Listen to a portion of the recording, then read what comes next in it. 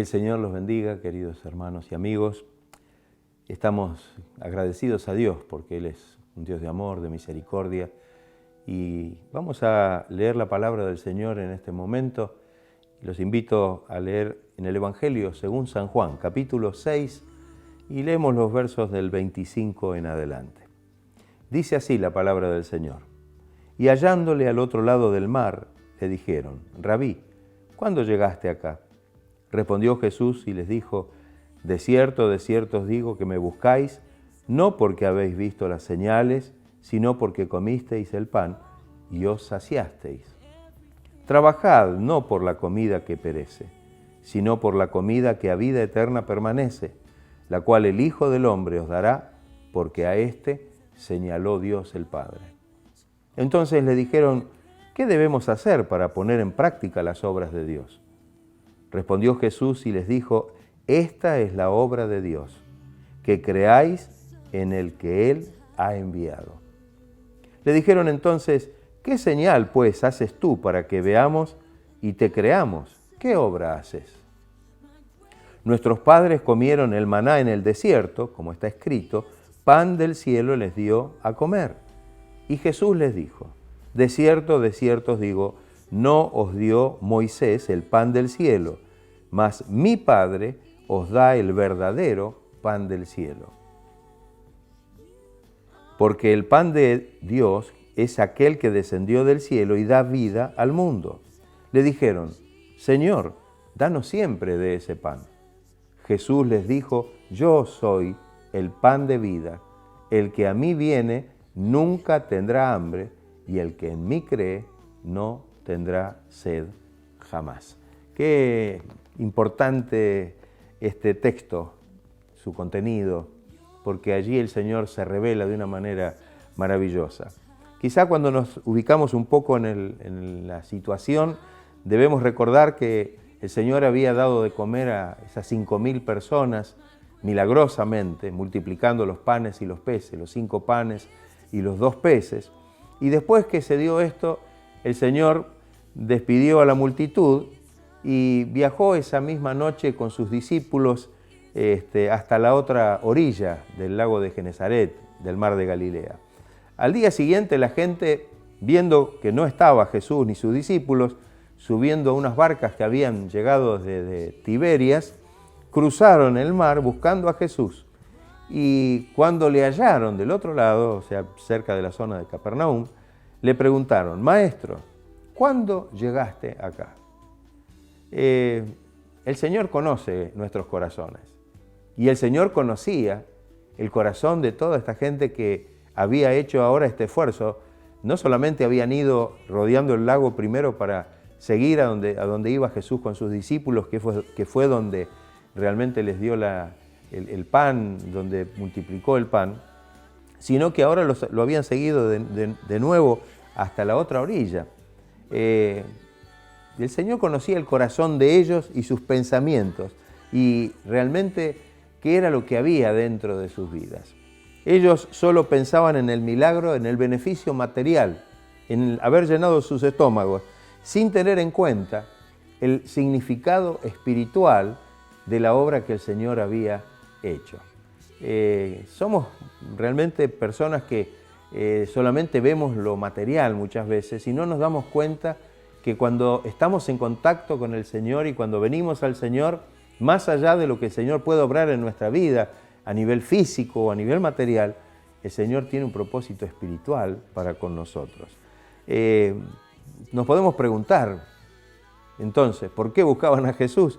Bueno, desafortunadamente ellos pensaron que realmente este hombre que les había dado de comer de una manera milagrosa, podrían realmente proponerlo como rey que los libraría de los romanos, del imperio romano, y que de alguna manera les estaría dando un reino de prosperidad y de abundancia. Esto era lo que seguramente tenían en su corazón. Tal vez a otros les atraía solamente la curiosidad de ver los milagros o las obras que el Señor hacía, pero el Señor, cuando les responde a la pregunta que ellos le hicieron, el Señor les dice: de cierto os digo, que me buscáis no porque habéis visto las señales, sino porque comisteis el pan y os saciasteis. Es decir, no habían visto realmente la obra de Dios a través de esa señal como para creer en la palabra que Jesús les había hablado. Piensen ustedes que ese milagro de la alimentación había estado en el contexto de un mensaje, de un momento donde Jesús les habló acerca del reino de Dios. No recordaban tal vez lo que Jesús les había dicho, solamente en ellos estaba el concepto de que les había dado de comer. Tenemos que decir que hoy mucha gente tiene esta misma actitud frente al Señor.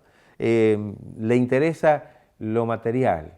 Vemos que mucho del evangelio que en este tiempo se predica solamente está apuntando a lo material y pasa por alto lo fundamental o lo espiritual, que es realmente la verdadera necesidad del ser humano, que es la necesidad interior, la necesidad espiritual. Inclusive hay personas que hasta ya se llaman cristianos y que pueden hasta asistir a la iglesia, pero en realidad no lo hacen con una verdadera fe en la verdad del evangelio, sino esperando recibir alguna bendición o alguna cosa que necesitan en sus vidas. El Señor sabía perfectamente lo que había en el corazón de ellos. Realmente aún los dirigentes espirituales del pueblo no tenían claro esto. Ellos esperaban la venida del Mesías, esperaban la venida del enviado de Dios, pero en sus mentes y en sus corazones estaba el deseo que este fuera un líder tal vez que los librara solamente de la dominación del Imperio Romano y que les proveyera realmente una vida holgada, una vida de prosperidad. Esto era lo que había en el corazón de ellos. El profeta Isaías, ya en la antigüedad, ya muchos años antes, casi 750 años antes de Jesús, había dicho estas palabras, capítulo 55, versículos 2 y 3. ¿Por qué gastáis el dinero en lo que no es pan y vuestro trabajo en lo que no sacia? Oídme atentamente y comed del bien, y se deleitará vuestra alma con grosura. Inclinad vuestro oído y venid a mí, oíd y vivirá vuestra alma, y haré con vosotros pacto eterno, las misericordias firmes a David. Fíjese cómo el Señor les estaba hablando, ¿no? Y cuando miramos esto, así como sus antepasados se ve que tenían el mismo problema, los judíos de ese tiempo y como la gente de hoy día, realmente también muchas veces gastan su fuerza, su energía en buscar solamente cosas que nunca pueden satisfacer la vida espiritual, solamente cosas materiales. El Señor les dice entonces que deben realmente abrir sus corazones y deben creer en aquel a quien Dios había enviado. En vez de poner la mira en el pan o la multiplicación del pan o en algún milagro específicamente, tenían que poner la mira en Cristo, que era el enviado de Dios, porque Él era la vida eterna. En Juan 17:3 dice, y esta es la vida eterna, que te conozcan a ti, el único Dios verdadero, y a Jesucristo, a quien has enviado. ¿Se dan cuenta? Qué importante que podamos tener este concepto. Hoy sucede mucho de lo que estamos leyendo aquí en la palabra de Dios. El versículo 27 dice, trabajad por la comida que a vida eterna permanece. Ellos se habían esforzado, habían ido primero del otro lado del lago y ahora estaban viniendo del lago para este lado de nuevo, cruzando nuevamente el mar de Galilea, el lago de Genesaret, buscando al Señor, pero todo ese esfuerzo puesto solamente en buscar una bendición material. Tenemos la tendencia, como seres humanos, de aferrarnos a lo material. Tenemos la tendencia de valorar solamente las cosas que tienen que ver con la vida diaria, con las cosas de necesidad diaria. Por supuesto que tenemos necesidades que deben ser suplidas, por supuesto que tenemos necesidades diarias, pero ¿saben una cosa? El Señor enseñó muy claramente acerca de esto. Y cuando habla sobre el afán y la ansiedad, dice, pero buscad primeramente, en primera instancia, como prioridad, el reino de Dios y su justicia. Y todas las demás cosas, la comida, el vestido y todo lo que necesitamos en nuestra vida vendrá por añadidura. Qué importante esto. El Señor realmente estaba dispuesto a suplir todas sus necesidades, pero ellos debían realmente poner su mira en el Señor. El ser humano fue dañado por el pecado. El ser humano realmente está sufriendo una terrible condición y sin la ayuda del Espíritu de Dios, sin la ayuda de Dios, sin la ayuda divina, es imposible que el ser humano pueda conocer verdaderamente al Señor en espíritu y en verdad. Y esa obra la realiza cuando venimos con un corazón abierto, el Espíritu Santo en nuestra vida. Cuando Jesús habló acerca de la promesa del Espíritu, dice que el Espíritu de Dios vendría para convencer al mundo de pecado, de justicia y de juicio. Es el que puede producir en nosotros la convicción que necesitamos para acercarnos al Señor. La segunda parte del versículo 27 dice, leyendo todo el versículo, la comida que a vida eterna permanece, la cual el Hijo del Hombre os dará. El Señor dice aquí que Él mismo daría esta comida que permanece para siempre, para vida eterna. Esto es algo importante. La vida venía del Señor y ellos, en vez de poner las cosas en las provisiones, tenían que ponerla en el proveedor. Muchas veces decimos a los hermanos, no venga a buscar una bendición, venga a buscar a aquel que provee la bendición, porque Él es el que puede darnos no solo esa bendición material que buscamos, sino puede llenar nuestras almas y darle sentido a nuestra vida. Dice la Biblia, porque a Él señaló Dios el Padre. Es decir, Dios señaló, enseñó que realmente Jesucristo había venido para esto. En Efesios capítulo 1, versículos 4 y 5, dice, según nos escogió en Él, en Cristo, antes de la fundación del mundo, para que fuésemos santos y sin mancha delante de Él. En amor, habiéndonos predestinados para ser adoptados hijos suyos por medio de Jesucristo, según el puro afecto de su voluntad. Aún antes de que se hiciera el mundo, antes de la fundación del mundo, Dios ya había preparado a Jesucristo para venir a darnos salvación. Dios, en su conocimiento de todas las cosas, en su omnisciencia, en su presciencia, en su conocimiento anticipado de todas las cosas, había ya preparado a Jesucristo para traernos salvación.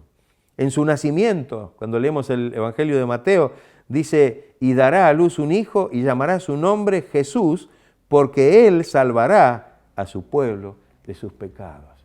Estaba anunciado de que este que nacía de una manera tan particular venía de Dios y venía para salvar, para traer salvación. En el bautismo, cuando Jesús es bautizado, dice que el Espíritu Santo vino sobre Él. Ahí leemos en Marcos 1, 10 y 11. Y dice, y el Espíritu Santo vino sobre Él y el Padre desde el cielo dijo, tú eres mi Hijo amado, en ti tengo complacencia. ¿Se da cuenta? Estaba revelando, Dios estaba realmente y señalando a Jesucristo como el Salvador.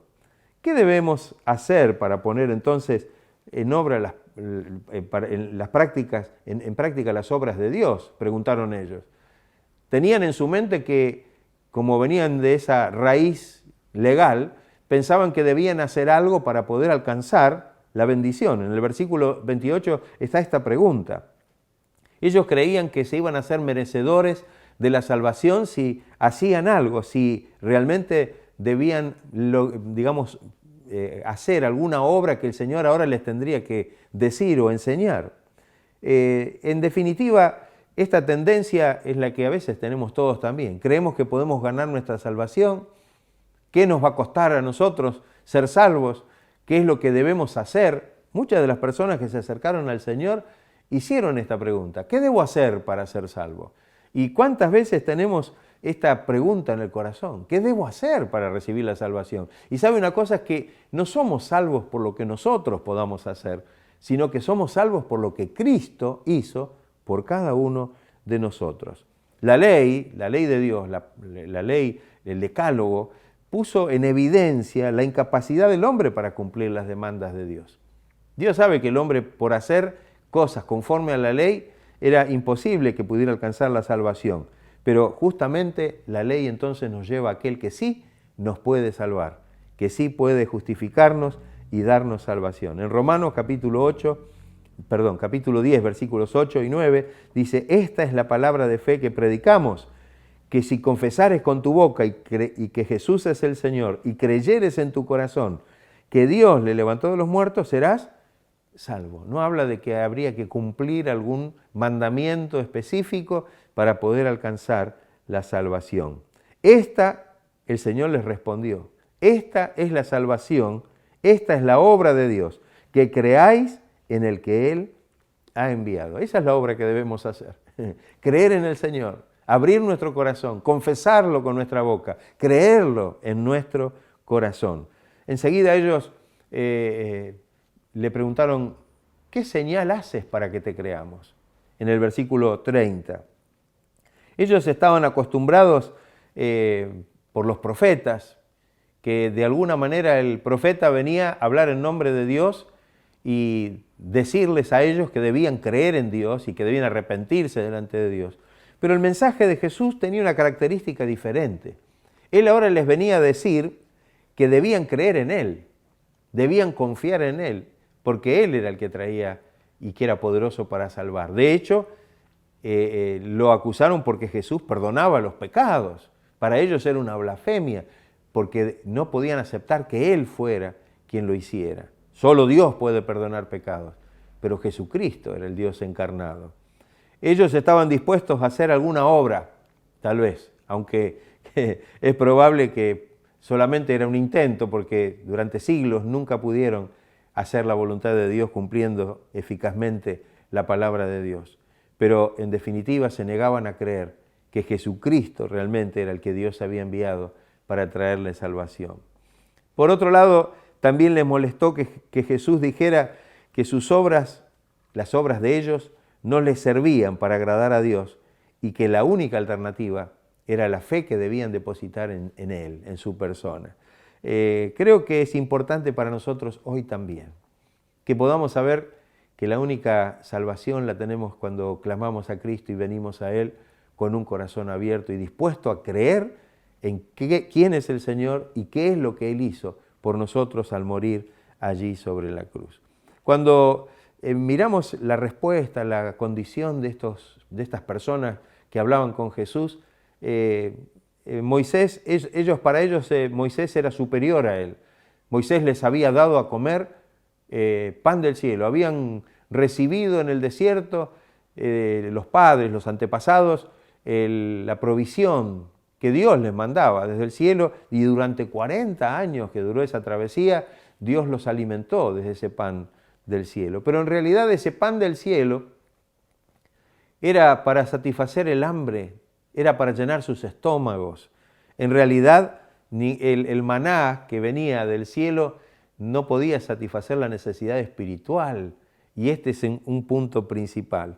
Ese maná era tipo o figura que apuntaba hacia una realidad espiritual y eterna. Por eso que Jesucristo ahora se da a conocer, por eso es que Jesucristo venía. La provisión de Dios en Cristo. Es como que así como Dios había provisto el maná en el desierto para sus padres o antepasados, ahora Jesucristo venía como la provisión de Dios en este tiempo. El Jesucristo encarnado, hecho hombre, como el pan de vida en este tiempo, para que podamos tener el alimento, no físico, sino espiritual, para poder salvar nuestras almas. Él es el verdadero pan del cielo, el que descendió del cielo y da vida al mundo, dice el versículo que hemos leído en la palabra de Dios. Él era la señal que el Padre les había dado, se estaba refiriendo a su encarnación, que podamos comprender que realmente Él es el que Dios ha enviado para que por medio de Él obtengamos salvación. Fíjese que las personas buscan otros mediadores, ¿no? ¿Cuántos mediadores han aparecido? Y sin embargo hay un solo mediador entre Dios y el hombre, y este es Jesucristo, hombre. Cuando ellos escuchan esto, la pregunta de ellos es insólita. En el versículo 34 la petición de ellos dice: Señor, danos siempre de este pan. Jesús les había dicho que Él era el pan. Jesús les había dicho que Él era el que había descendido del cielo. Ahora, después de estas palabras, hacen esta pregunta. Es evidente que no habían entendido no habían comprendido ni aceptado lo que el Señor les había dicho anteriormente.